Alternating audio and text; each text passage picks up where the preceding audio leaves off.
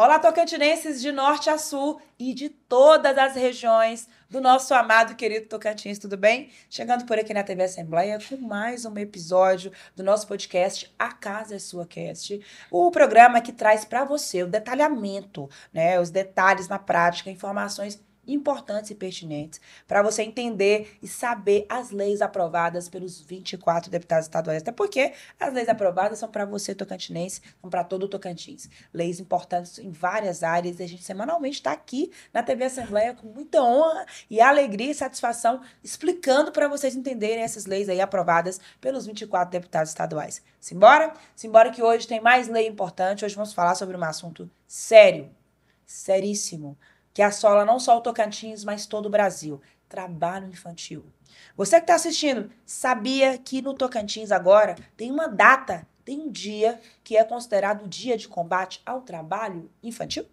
Pois é, aqui no Tocantins, dia 12 de junho, já passa a ser o dia estadual de combate ao trabalho infantil, através da Lei 3.978, de autoria da deputada do PV, Cláudia Leles. O trabalho infantil é algo que desafia muito a sociedade, porque por vezes as pessoas acham que é normal, que está tranquilo, não enxergam numa atividade que a criança faz um trabalho, mas tem lei que especifica isso, que trata do assunto. Há entidades que se debruçam sobre isso, e aqui na nossa mesa de discussão da Casa é Sua Cast vamos falar sobre o assunto. Para tratar sobre a lei da deputada Cláudia Leles, já aprovada aí pelos deputados estaduais, nós temos aqui dois convidados especiais que vivem na prática do dia a dia esse assunto e os impactos do trabalho infantil em Palmas e no Tocantins. Estou aqui tendo a honra de receber ela, que é assistente social e fundadora do SEDECA Glória Divone, Simone Brito. Simone, um prazer recebê-la, viu? Prazer é nosso, né? Porque eu falo no lugar do SEDECA, da sociedade civil, né? E para a gente falar de um tema que para nós é muito caro, é muito importante, que é o trabalho infantil, né? Então, Bacana. queremos cumprimentar todas as pessoas que estão aqui ligadas e atentas também nesse assunto. Muito bacana. Temos aqui conosco também uma representação importante para ajudar a gente a entender esse assunto, né? Ele que é conselheiro tutelar da região norte de Palmas, Lafayette Nogueira Rego. Lafayette, uma honra recebê-lo. Bem-vindo. Obrigado, é um prazer estar aqui novamente e principalmente com assuntos tão relevantes para a sociedade, principalmente para os nossos adolescentes, que é esse combate ao trabalho infantil. Muito bem. O artigo 1º da lei que nós estamos discutindo hoje, ele deixa claro, né? Fica instituído o Dia Estadual de Combate ao Trabalho Infantil a ser celebrado anualmente no dia 12 de junho no estado do Tocantins. Simone, primeiro, para começar, ponto de partida, o que caracteriza um trabalho infantil? O trabalho infantil, a gente pode partir da lei. E nós temos um regramento maior, primeiro a Constituição Federal e, posteriormente, o Estatuto da Criança e do Adolescente, conhecido como ECA, e que a gente até vai falar muito dele aqui, que diz que é proibido o trabalho infantil para menores de 16 anos, salvo na condição de aprendiz. E a OIT, que é a Organização do Trabalho Internacional, ela diz que ela estabelece, né, uma lista que chama lista TIP de quais são as piores formas de trabalho infantil. Então, a gente tem um corolário de piores formas de trabalho infantil. É o uso, então, da mão de obra de crianças e adolescentes em atividades que não permitem um desenvolvimento sadio, seguro, em plenas condições de exercerem todos os direitos que o Estatuto da Criança e do Adolescente ele destina para crianças que são sujeitos de direito. Então, o trabalho infantil é essa situação que decorre do uso da mão de obra de crianças e adolescentes para atividades incompatíveis com o seu desenvolvimento biológico, psicológico e também em detrimento de todos os seus direitos que são assegurados nesse momento, que é de 0 aos 18 anos. Nossa, muito boa essa explicação. Lafayette, como que o Conselho Tutelar ele atua para conseguir identificar esses casos de trabalho infantil? Como é que funcionam os procedimentos na prática? A nossa melhor atuação para descobrir esses casos é na evasão escolar, que geralmente esses trabalhos desses adolescentes, ele foge à lei, como foi dito pela Simone. Eles são exagerados, muitas vezes são insalubres, outras vezes são trabalho penoso, pesado, né? Que eles ficam incapazes de frequentar a escola, tanto pelo horário como também pelo cansaço, pela fadiga daquele trabalho exaustivo que muitas situações a gente depara. Então, na evasão escolar, a gente descobre muito desses casos, que a gente vai, não, é porque eu estou trabalhando à noite até de madrugada, porque trabalho o dia todo, quase entrando pela noite, com horas extras, né, a mais. Então, assim, exemplo de exploração realmente, exploração do trabalho, da mão de obra, e muitas vezes até exagerada, e no atendimento a gente detecta. E a gente faz os atendimentos devidos da nossa atribuição, e outros atendimentos que precisam de uma análise técnica, a gente envia para o Ministério Público do Trabalho.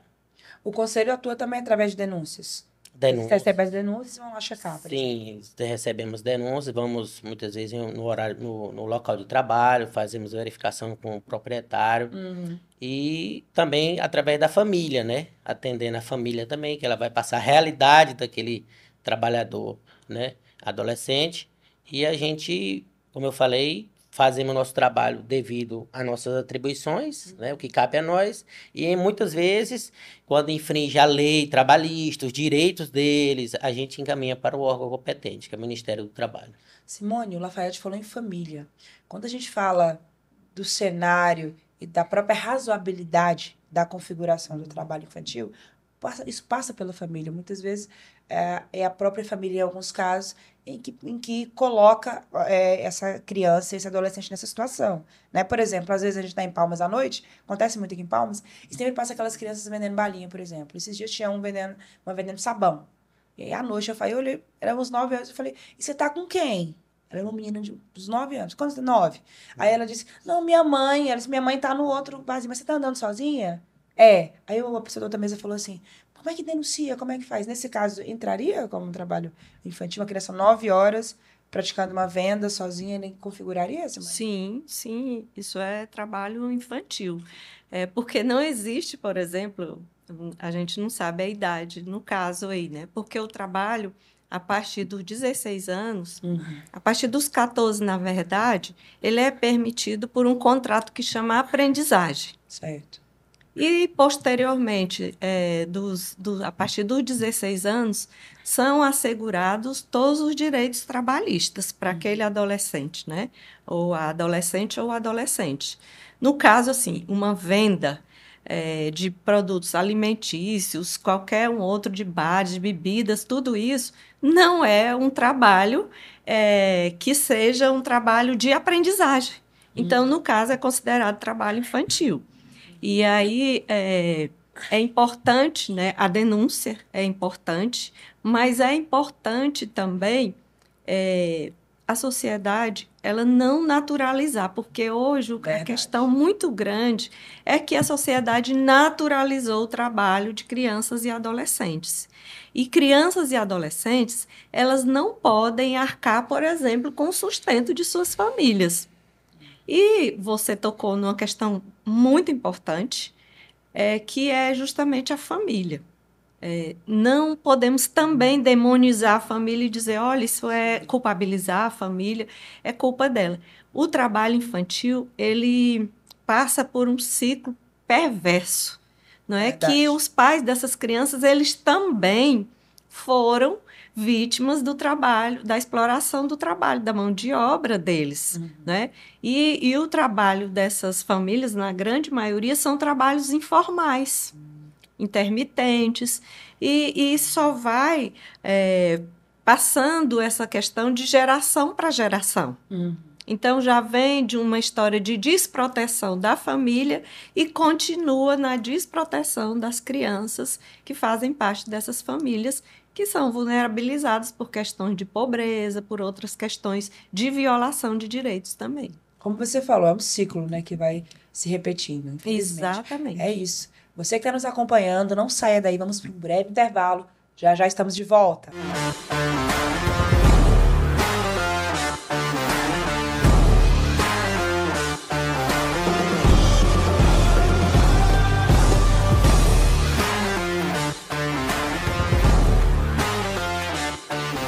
volta aqui com o nosso podcast A Casa é Sua Cast, discutindo hoje assunto social de grande relevância e importância.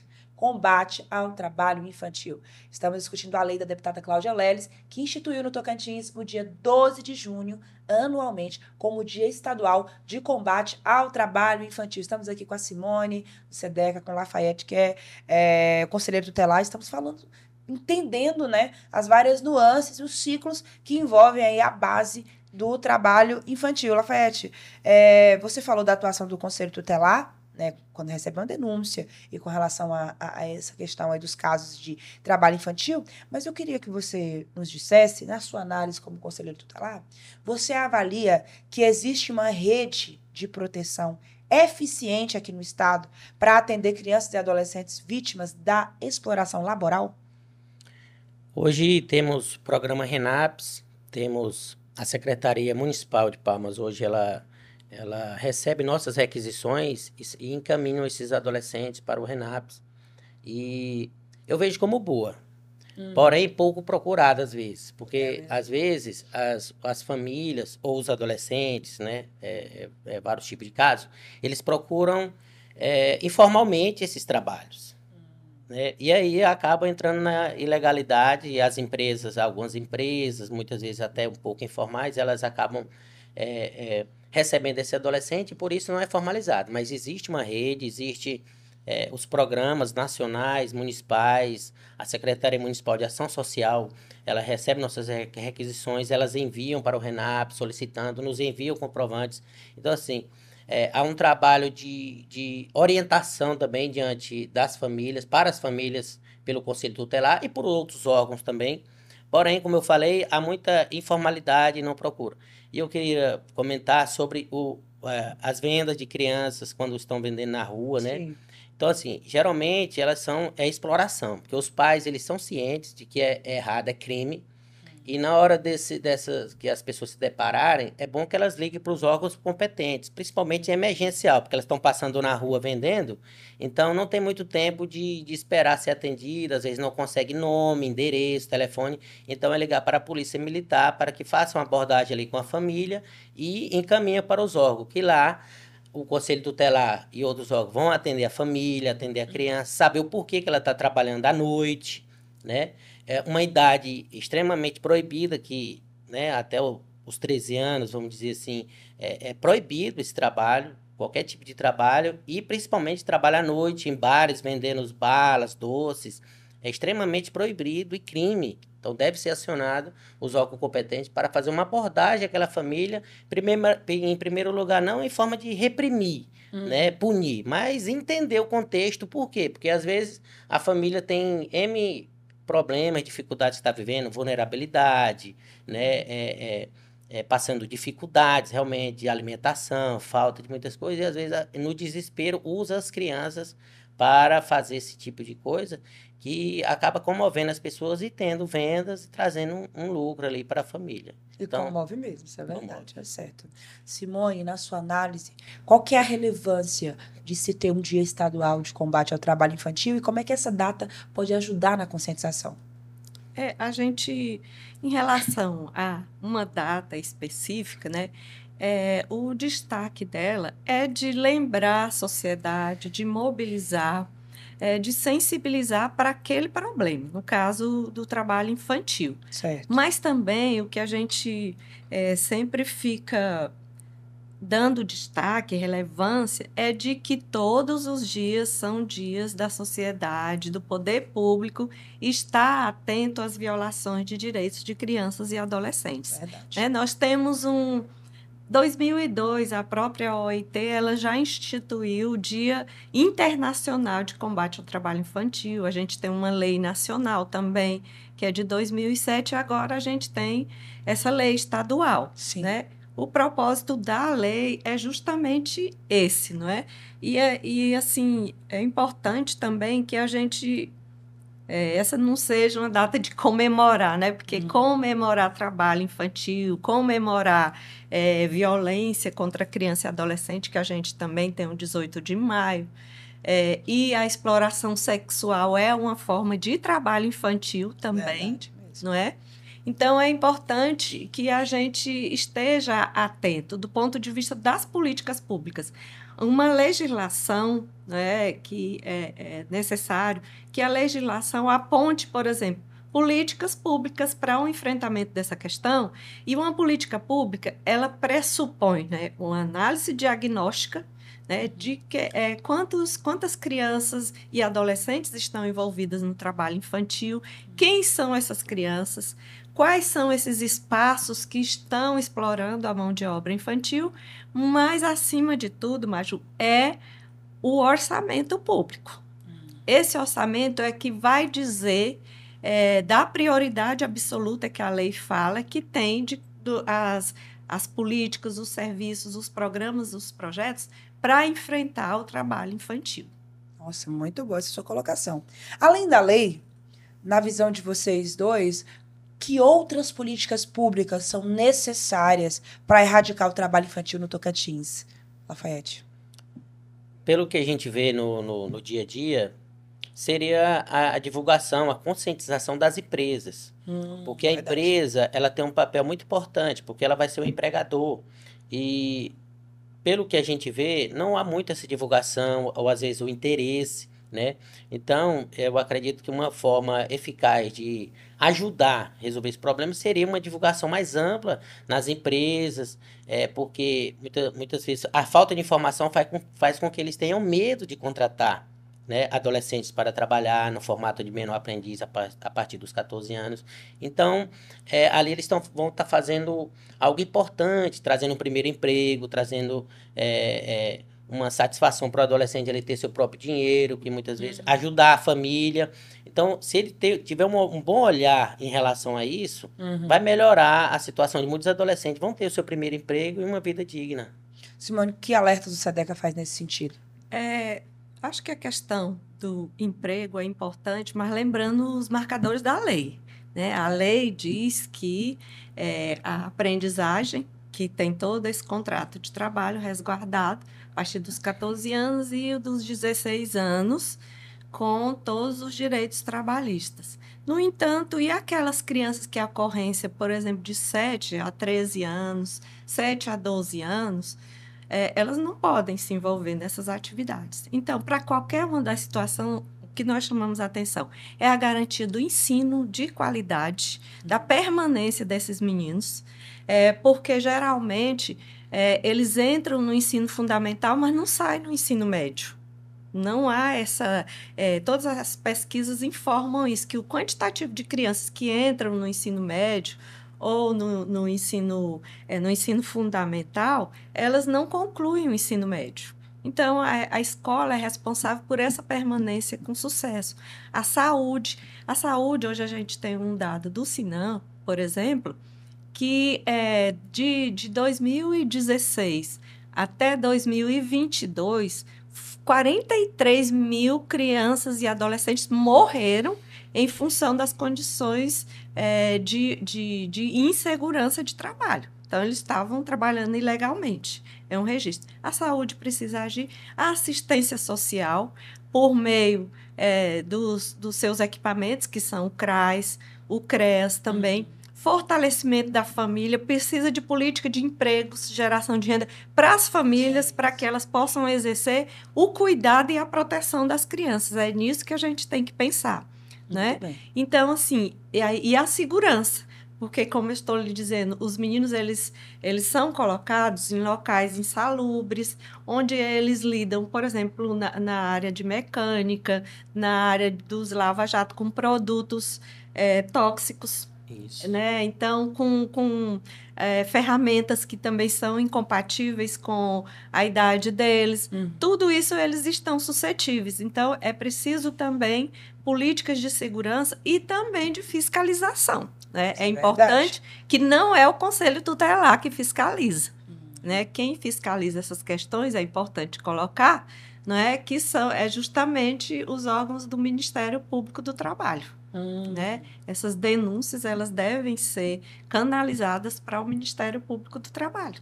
E vocês analisam que esse trabalho de fiscalização no Tocantins ainda deixa a desejar, que há uma estrutura para, de fato, ter fiscalização constante sobre esse assunto? ainda incipiente, né? O próprio Ministério Público do Trabalho e os seus servidores, eles relatam essa dificuldade, né? E o número de fiscais, tanto no estado de Tocantins como no Brasil, são muito pequenos, né? Então, eles não dão conta de toda uma rede que empregam a mão de obra infantil. É preciso investir também nesses fatores. Eu não estou dizendo que isso é o mais importante. Sim. Estou dizendo que isso é uma ação coordenada e de rede, porque quando a gente fala em rede, né, Lafayette falou aí sobre rede, mas a rede não é só estar, quer dizer, tem os órgãos. O que precisa é a ação dessa rede. E é isso que a gente não tem. Nós precisamos, por exemplo, de fluxos. Como fazer quando identificar uma criança no trabalho infantil? Verdade. Né? Para onde que ela vai? Quem vai fazer esse atendimento? E esse atendimento tem resolubilidade? São essas questões que a gente traz que são importantes por parte da rede, por parte do poder público. Muito bem. Vocês citaram algumas aí. A gente começou falando da venda de balinhas nos bares à noite e tal, mas eu queria que vocês contassem um pouquinho pra gente quais são as principais atividades em que crianças e adolescentes são exploradas aqui no Tocantins. Lava Jato eu sei que é um setor que tem muito, né? Sim. Todos os dados, até da própria PNAD, que é a nossa informação ainda é de 2019, infelizmente. Defasado, né? Não é?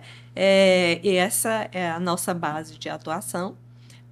E a gente tem, não sei se você vai falar, mas assim, em termos de diagnóstico de dados, eles são defasados de fato, mas a gente tem de 2023 um diagnóstico rápido, ligeiro, que o próprio Ministério Público, o Ministério do Trabalho, ele chama, né, diagnóstico ligeiro, que houve um aumento de 45% do trabalho infantil no estado do Tocantins. Meu Deus do céu, um dado alarmante, né? E isso na contramão, né, de um esforço mundial que está materializado nos Objetivos do Desenvolvimento Sustentável, que um dos ODS, ele por exemplo, fala da erradicação das piores formas de trabalho infantil até 2030, na Agenda 2030. Nós estamos em 2025. Então, assim, esse é um número que apresenta hoje para nós, né? Esses são os dados recentes. E é desafiador você pensar, até 2030, nós vamos conseguir erradicar o trabalho infantil, né?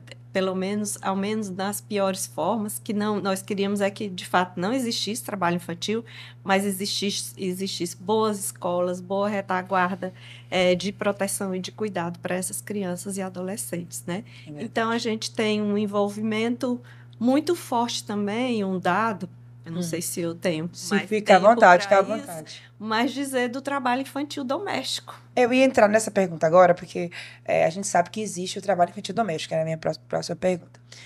Como averiguar nesses casos, principalmente também que o Lafayette é conselheiro, já que a Constituição Federal garante a inviolabilidade do lar? Essa inviolabilidade ela é em grande parte da vida do lar, da casa da pessoa. Mas em relação aos direitos das crianças, os pais precisam ter cuidado. Porque, como eu já falei, um dos pontos principais é em relação à escola. Então, a gente já se deparou com vários casos nesse ano que a criança, até criança e também adolescente, não estão indo para a escola porque estão cuidando de uma irmãozinha mais nova, por falta de creche, por falta de CMEI e outros motivos. Então, como também cuidar da casa, ter que fazer tarefas de casa e às vezes, infelizmente, alguns pais fazem com que elas perdem aula para fazer esse trabalho. Então, isso é um crime e a gente, ao detectar, a gente precisa atuar, né? Ver com a família, verificar e orientar os direitos da criança e do adolescente, que por ser pais, mas eles têm que resguardar o direito, porque senão o Estado ele vai ter que fazer com que, né, os pais cedam em relação a esse trabalho e passam a garantir os direitos da criança. O Estado passa a obrigar os pais a fazer isso. Nossa. Simone, queria que você falasse sobre essa questão do trabalho doméstico também. Eu acho interessante a gente repensar assim, qual é o limite de uma lei que traz a questão da inviolabilidade do lar, né, quando se tem uma situação dessa, Isso. né, que é de violação de direitos humanos, porque o trabalho infantil é violação de direitos humanos.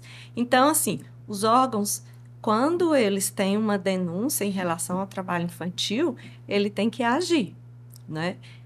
Há já entendimentos no âmbito jurídico, né, do direito, de que essa inviolabilidade ela tem esse limite, que é a dignidade da pessoa humana, que a própria Constituição também já assegura, né?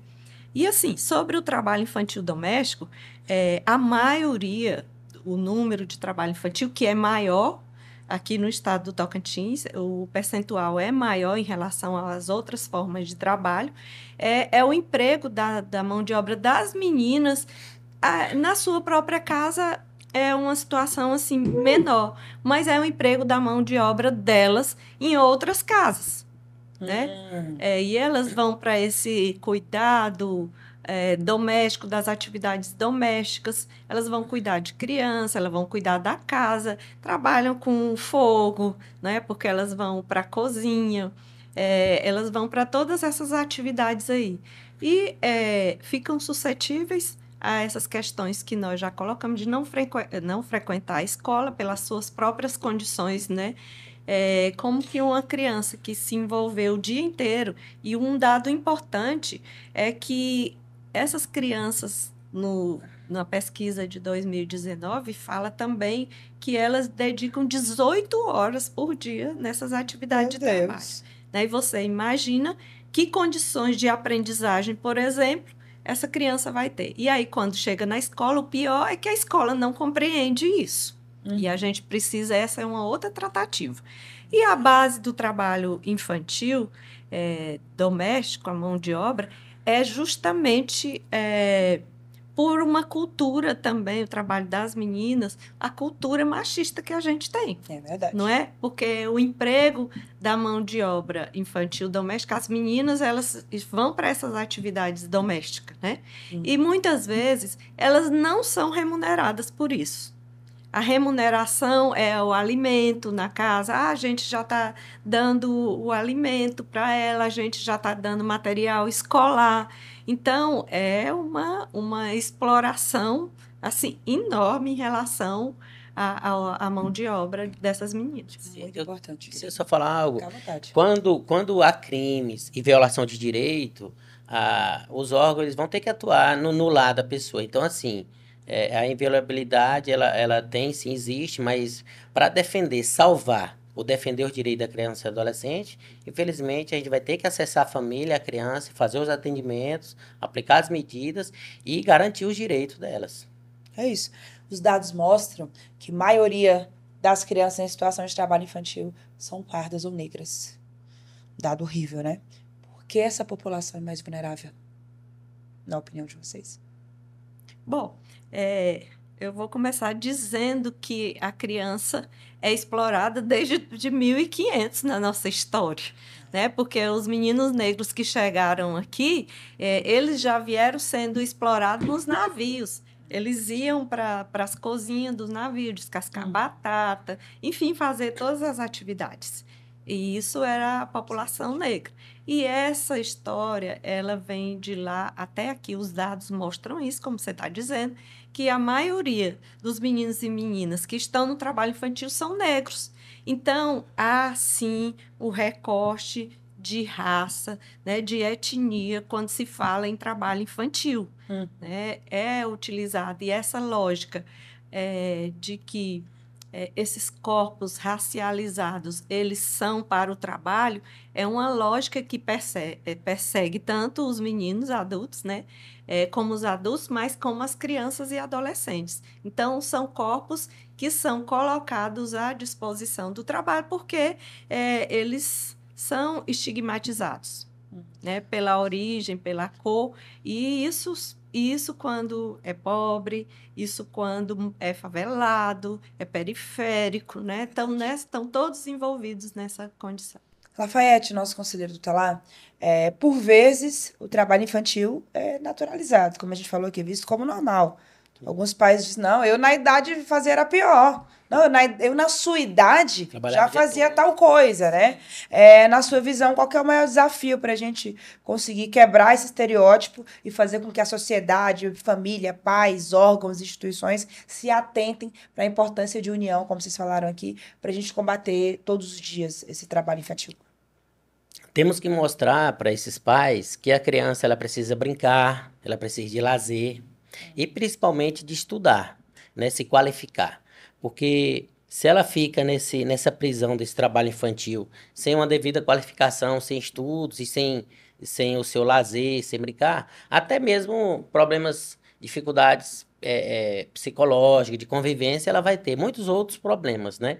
Então, assim, conscientização mesmo, que no mundo de hoje realmente muitas coisas diferentes, que não vem ao caso falar aqui, né, do mundo antigo, de muitos anos atrás, e que precisa ter esse balanço, né? A criança precisa estudar, trabalhar, brincar, quer dizer, e trabalhar quando chegar à idade, como menor aprendiz, com os seus devidos direitos, continuando assim, garantindo os direitos dela de lazer, de brincar, né? De estudar e tudo mais. Então, assim, realmente é uma luta constante, diária nossa, com essa conscientização, mas é um trabalho que, igual aqui a gente chama atenção para esse trabalho de vocês aqui, dessa lei, e é isso que ajuda essa divulgação, porque é um tanto de pouco divulgado, às vezes, essa questão, essa luta nossa diária. Verdade, muito bem. Lafayette, te agradecer pela sua presença, obrigado, parabenizá-lo pelo trabalho. Eu sei que ser conselheiro tutelar não é fácil, você está ligado diretamente às questões diárias das famílias, né? E o trabalho infantil é só uma delas, tem tantas outras, né? Violência, assédio e tal. E, Simone, parabenizar o trabalho lá do SEDECA. O SEDECA atua diariamente como, na prática, assim, né, com relação ao combate ao trabalho infantil, que é uma das poucas instituições que eu conheço que atua firmemente nessa área. Exato. O SEDEC, ele é uma OSC, né? É uma organização da sociedade civil, cujo o trabalho está fincado na defesa intransigente dos direitos de criança e adolescente. Para isso, ele utiliza, por exemplo, a proteção jurídico-social. Quais as instituições, os órgãos, as políticas públicas estão de fato funcionando para atender a questão do trabalho infantil? Se não está, o SEDEC ele chama a atenção da sociedade, ele ingressa, né, junto com os órgãos competentes, com proposituras no sentido de garantir esse direito, proteger o direito das crianças e adolescentes, e também ele trabalha no sentido de formar uma sociedade, que isso é o mais importante, para que proteja os direitos humanos de criança e adolescente. Só para dizer assim, antes de fechar, que o próprio trabalho infantil é preciso que o Estado, os governos discutam sobre isso, porque o trabalho infantil ele compromete o desenvolvimento econômico, social, do Estado, do país, né? Porque se você não prepara essas crianças, esses adolescentes para um trabalho digno, você compromete também esse desenvolvimento que nós queremos que seja sustentável e protegido. Verdade, parabéns ao SEDECA pelo trabalho. Eu sempre acompanho, sei que é uma instituição com um trabalho necessário. Lafayette, mais uma vez, muito obrigada. Você que nos acompanhou, obrigada pela sua audiência. Para mim, assim, é muito gratificante estar aqui semanalmente na TV Assembleia, trazendo assuntos como esse, onde a gente precisa garantir infâncias saudáveis, infâncias de qualidade para nossas crianças e adolescentes. E a Assembleia se preocupa com isso. Leis como essa que discutimos hoje lançam luz à necessidade real de debate diário sobre questões sociais que impactam as crianças do nosso estado. Por hoje é só, obrigada pela sua audiência. Semana que vem estamos de volta com mais um podcast. A Casa é a Sua Cast. Muito obrigada pela audiência. Até a próxima!